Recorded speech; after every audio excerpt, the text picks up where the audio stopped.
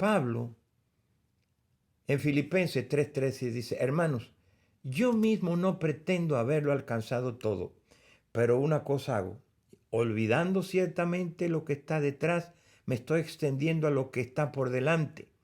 Y el verso 14 dice, yo prosigo a la meta, al premio del supremo llamamiento de Dios en Cristo Jesús. ¿Y cuál era?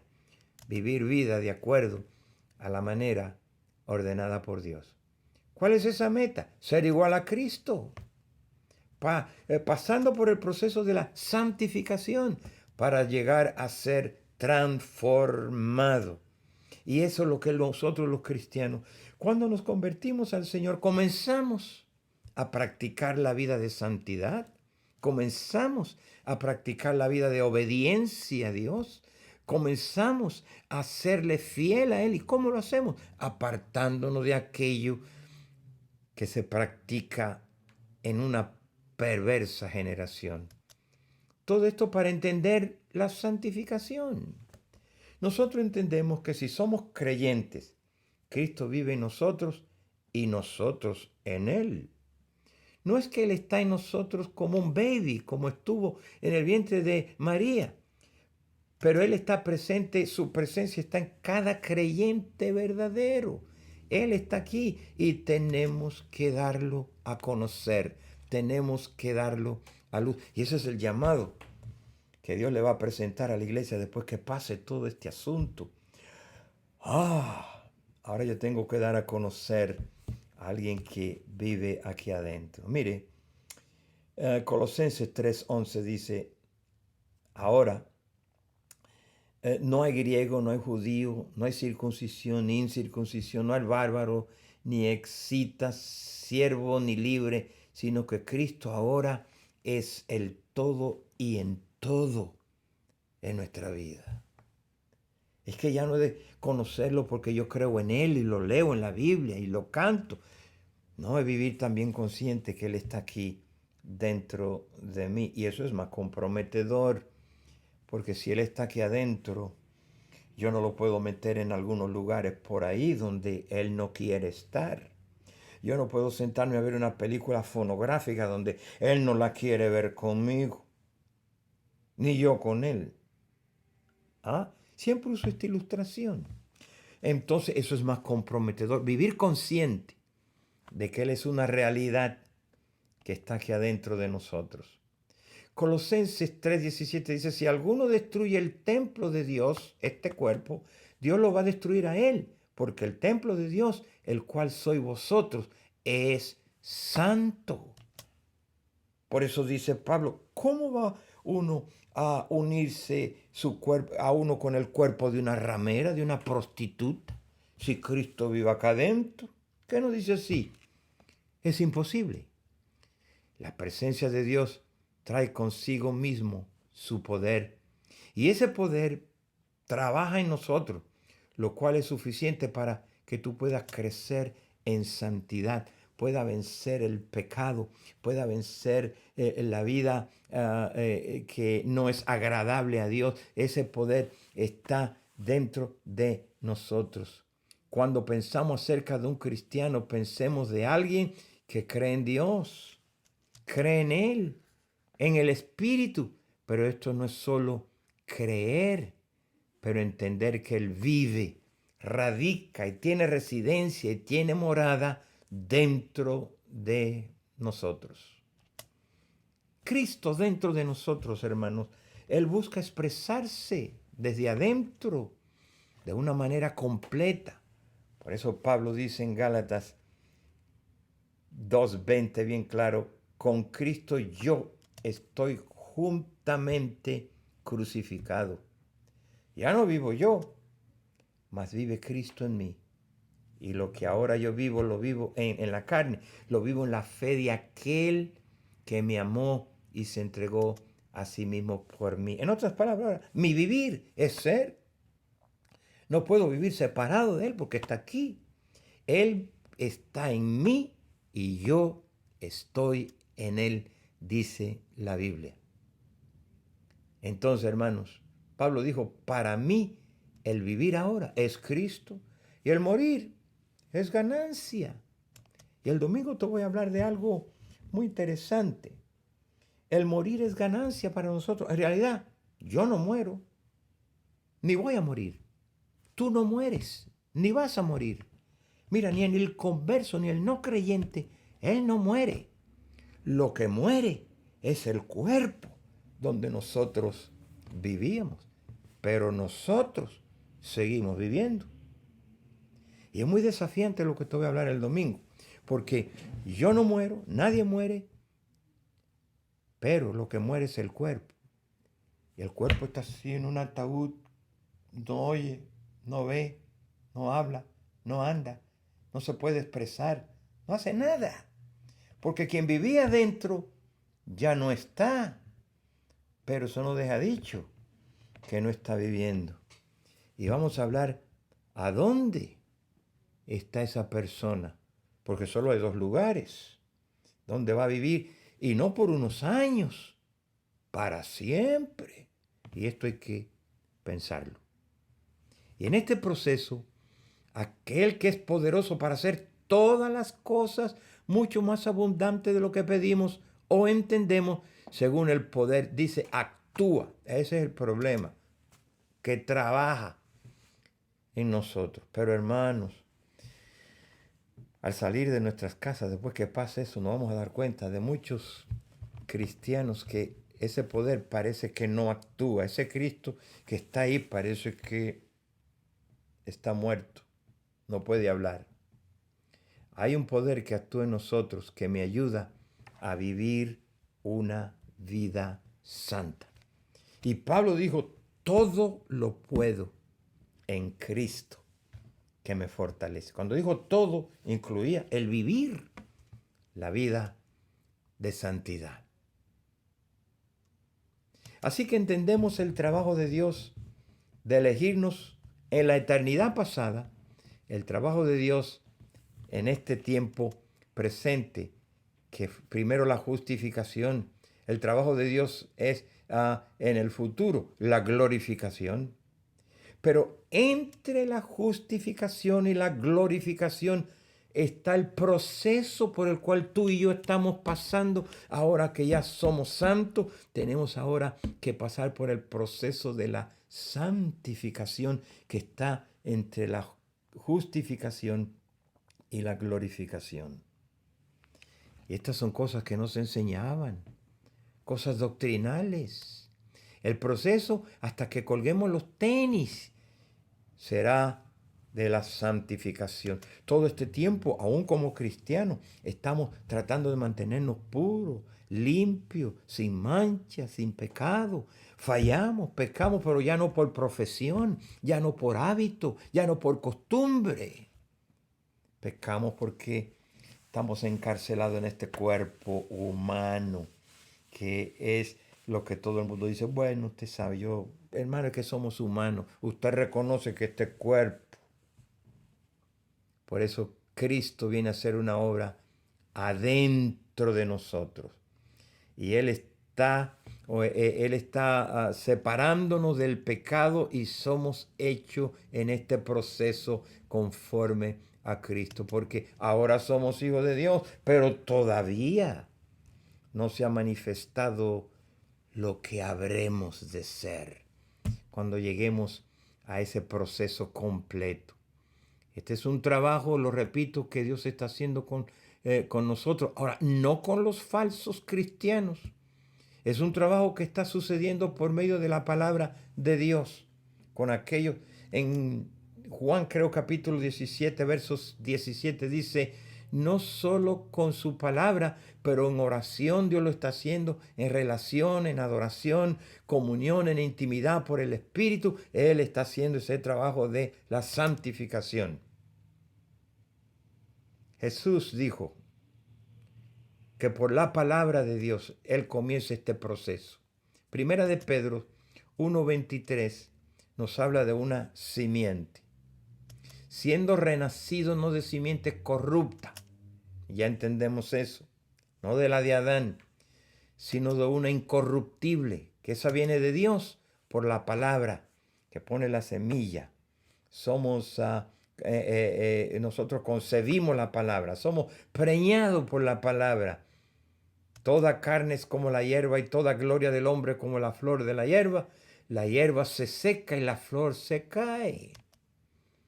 Primera de Pedro 1:25 dice, mas la palabra del Señor permanece para siempre. Y esta es la palabra que por el Evangelio se nos ha sido anunciada. Por eso es que el ser renacido de ella, ahora necesitamos, como dice Pedro 1:2, desead como niño recién nacido la leche espiritual, no adulterada, para que por ella puedan crecer en este proceso que vamos para salvación, porque el fin de nuestra fe es la salvación del alma. Entonces, déjeme regresar a una escritura que hemos leído en el pasado. Segunda de Corintios 3:18. Míralo bien. Por tanto, nosotros todos, mirando a cara descubierta, como por un espejo la gloria del Señor, somos transformados de gloria en gloria a la misma imagen como por el Espíritu del Señor. Este es un proceso en nuestra vida. Los espejos de antes, fíjese, eran unos bronces que se las lija y lija y se lijaba hasta que finalmente uno podía mirarse la cara no completa, se miraba por parte, porque los espejos de antes no eran completos como los de hoy. Y uno se miraba, pero no se miraba muy claro. Por eso Moisés, cuando él descendió del monte, la gloria de Dios se reflejaba en él, pero la gente no podía mirar porque la gloria de Dios estaba en su rostro, que Moisés tuvo que cubrirse con un velo. Pero nosotros ahora, hoy podemos ver esa gloria con una cara descubierta y sin velo. El Nuevo Testamento es el velo quitado. Se nos abren los ojos para ver la gracia y podemos ver como en un espejo literalmente. En el Antiguo Testamento uno miraba los tipos, las sombras que apuntaban a la gracia. Habían tipos y arquetipos en aquel tiempo. En el Nuevo Testamento ya no tenemos un velo. Por eso encontramos expresiones. Esto fue lo que anunciaron los profetas. Que la roca que golpeó Moisés en el desierto, de allí fue que salió agua. Y luego nos dice a nosotros en el entendimiento, claro, pero el entendimiento de ellos se embotó, se cerró, porque hasta el día de hoy, cuando leen el antiguo pacto, le queda el mismo velo no descubierto, por lo cual Cristo es quitado. Si usted lee 2 Corintios 3:15, dice, mire que aún hasta hoy, el día de hoy, cuando se lea a Moisés, el velo está puesto sobre el corazón de ellos. Pero cuando se conviertan al Señor, el velo se le va a quitar. Porque el Señor es el Espíritu. Y donde está el Espíritu del Señor, allí hay libertad. ¿Cuál libertad? Para vivir la vida de santidad. Allí, por tanto, nosotros todos mirando, no a cara ya cubierta, sino ahora podemos ver bien claro la misma imagen por el Espíritu del Señor. Nosotros ahora que nos hemos convertido al Señor, lo vemos claro. Y esa claridad que recibimos nos va transformando. Y cada día vamos transformándonos de un nivel espiritual a otro nivel espiritual, a otro de gloria, a otro de gloria, hasta que lleguemos a ser, como dice la Biblia, lo dicho por el Señor, a la misma imagen. Porque a los que antes conoció en el pasado, también los predestinó para que vivieran de una manera y para que llegaran a ser de una manera, dice Romanos 8:29, para que fuesen hechos conforme a la imagen de su Hijo, para que Él sea el primero entre muchos hermanos. ¿Cuál es la imagen de Él? Su vida de santidad. Pues no somos como muchos que andan falsificando la palabra de Dios, sino con sinceridad, como parte de Dios que somos ahora adelante, hablamos lo que conocemos de Cristo. Ahora, miremos la oración de Pablo, porque eso es muy importante. ¿Por qué Pablo oraba? Pablo en Efesios 2:16 dice que mediante a la cruz, miremos la oración de él, era de reconciliar con Dios a ambos en un solo cuerpo, matando en ella las enemistades. Y él vino y él anunció las buenas nuevas de paz a nosotros que estábamos lejos y a los que estamos cerca. Porque por medio de él, los unos a los otros, tenemos entrada por un mismo espíritu al Padre. Verso 19 dice, así que ya no sois extranjero. No eres un extraño, hermano, advenedizo, sino que ahora tú has venido a ser conciudadano de ¿quién? De los santos. ¿Y cómo voy a ser conciudadano de los santos si no vivo y practico la vida de santidad? Y miembro de la familia de Dios, la cual es santa, pueblo santo. Pablo nos dice bien claro en el verso 20, edificado sobre el fundamento de los apóstoles y de los profetas, siendo él la principal piedra de ángulo, Jesucristo mismo, en quien todo el edificio, bien coordinado, va creciendo según un templo que santo en el Señor, en quien vosotros también sois juntamente edificados para morada de Dios en el Espíritu. Dios quiere morar dentro de nosotros y mora dentro de nosotros. Entonces, Él quiere que nosotros podamos vivir la vida de santidad. Pablo quería que ellos recibieran la sabiduría y la revelación que viene de Dios para que tuvieran un conocimiento del Hijo, para que se supiera a la esperanza a la que Él nos había llamado y cuáles son las riquezas de esa gloria. Luego la grandeza de su poder para con nosotros los que hemos creído en la operación del poder de su fuerza. ¿Cuál poder? Ese poder que operó en Cristo, resucitándolo entre los muertos y lo sentó en lugares celestiales. Dios lo puso sobre todo a él, todo principado, toda autoridad, poderes y señoríos lo puso allí. Y sometió todas las cosas bajo sus pies y lo dio por cabeza sobre todas las cosas a la iglesia, la cual es su cuerpo, la plenitud de aquel que todo lo llena en todo. Esto es todo lo que él quería, que la gente de Efesios entendieran, los cristianos después de haber sido salvos y creído, que los creyentes que ahora son el cuerpo de Cristo y Cristo es la cabeza. ¿Cómo es que debemos de vivir nosotros en este mundo? Pablo dice, miren, yo oro que esto les suceda, porque una vez que esto les suceda, ustedes van a entender lo que es ser lleno con la plenitud de Dios. Pablo oró por eso, que usted y yo podemos entender en experiencia toda esa plenitud, no conocerla, no leerla, pero que usted la ha experimentado.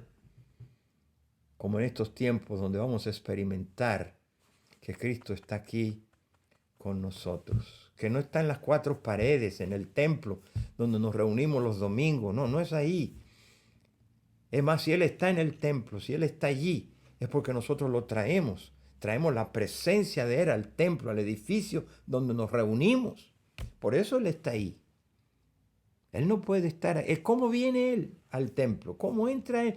Entra dentro el templo. Cuando se habla de templo y de edificio, no es el edificio de paredes hechos de block y de otras cosas. No, nosotros somos el templo. Él vive, reside, Él mora. Él está aquí presente. Pero Él tiene que ser expresado. Tiene que dar a luz a quien está aquí adentro. ¿Y cómo? Viviéndolo y expresándolo. Y Pablo dice a nosotros, luego, esta vez Pablo vuelve a orar por lo mismo que había orado. La misma clase de oración. Pues dice así, por esta causa, doblo mi rodilla en Efesios 3:14, ante el Padre nuestro Señor Jesucristo, para que le dé, conforme a las riquezas de su gloria, el ser fortalecido por el hombre interior por su espíritu. Alguien está aquí adentro. El verso 3:17, para que habite aquí en Cristo por la fe en nuestros corazones, a fin de que arraigados, cimentados en amor, verso 18, seamos plenamente capaces de hacer estas cosas, de comprender con todos los santos cuál sea la anchura, la longitud y la profundidad y la altura. Y verso 19, de conocer el amor de Cristo que excede todo conocimiento, para que seas lleno de toda la plenitud de Dios. Por eso dice el verso 20, y aquel que es poderoso para hacer todas las cosas, que mora acá adentro, mucho más abundante de la que pedimos o entendemos, según el poder que actúa, ¿dónde? Acá dentro de nosotros.